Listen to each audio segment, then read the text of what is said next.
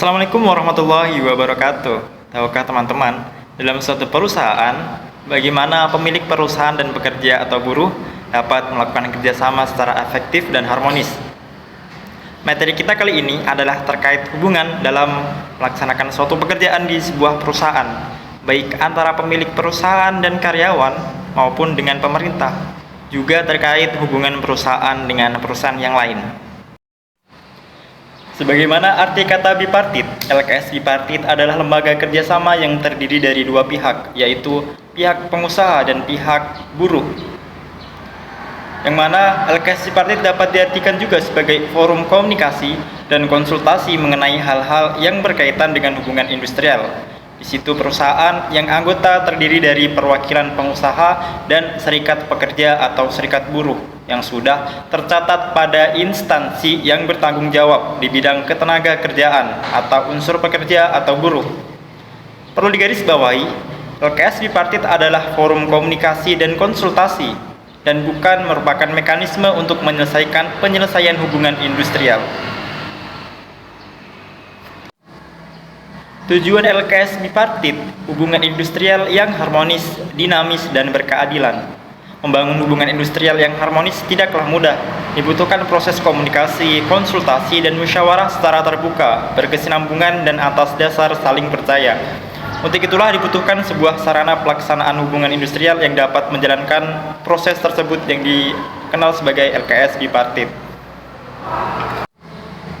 Fungsi forum komunikasi dan konsultasi antara pengusaha dengan wakil SP atau SB atau wakil pekerja, wakil buruh adalah dalam rangka mengembangkan hubungan industrial untuk kelangsungan hidup, pertumbuhan dan perkembangan perusahaan, termasuk kesejahteraan pekerja atau buruh dengan melakukan pertemuan secara periodik atau secara sewaktu-waktu apabila diperlukan dan mengomunikasikan kebijakan pengusaha dan aspirasi pekerja atau buruh dalam rangka mencegah terjadinya permasalahan hubungan industrial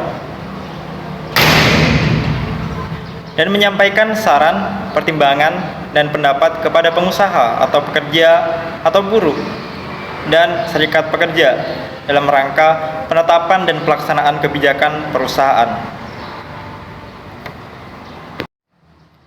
Tata cara pembentukan LKS Bipartit. Yang pertama, membentuk panitia pengarah pembentuk LKS Bipartit. Yang kedua, menetapkan tanggal dan waktu pelaksanaan pemilihan pengurus LKS Bipartit. Yang ketiga, menetapkan susunan pengurus LKS Bipartit perusahaan. Yang keempat, membuat catatan atau notulen hasil pertemuan sebagai dasar bagi penetapan pembentukan LKS Bipartit. Yang kelima, membuat komitmen atas kepentingan bersama. Selanjutnya, lembaga kerjasama yaitu LKS Tripartit yang terdiri dari serikat pekerja atau buruh, pengusaha, dan pemerintah.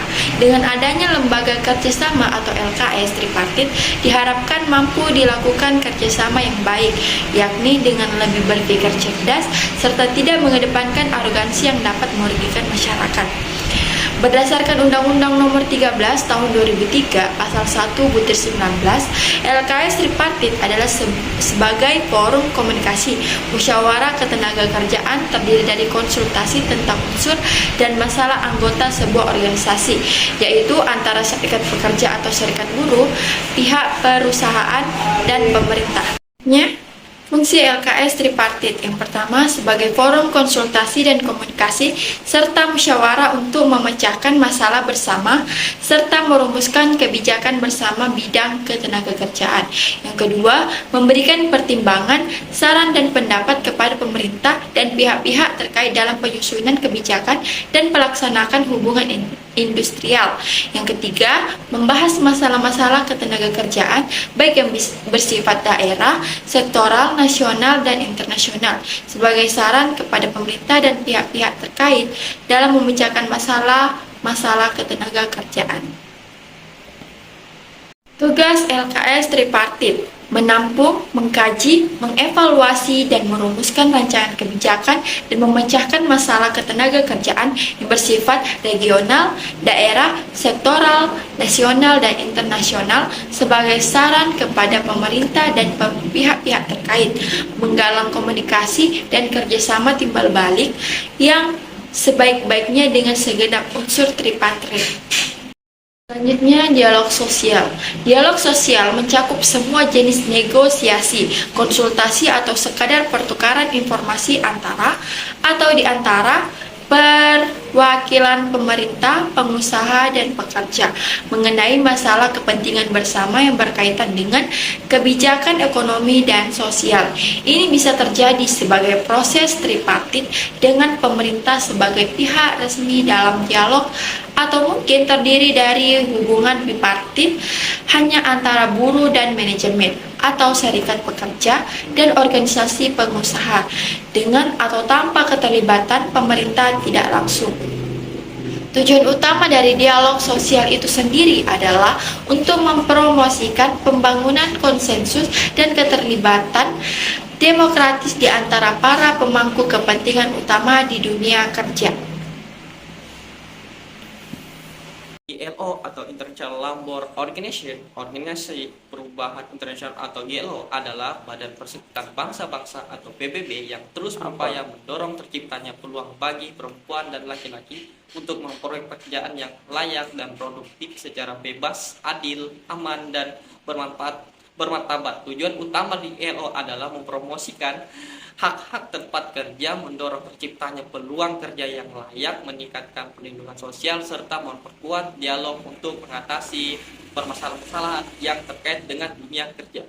ILO adalah salah satu badan tripartit PBB yang mengandung perwakilan pemerintah, pengusaha, dan pekerja untuk bersama-sama menyusun kebijakan-kebijakan dan program. ILO adalah badan global yang bertanggung jawab untuk menyusun dan mengawasi standar-standar ketenagakerjaan internasional.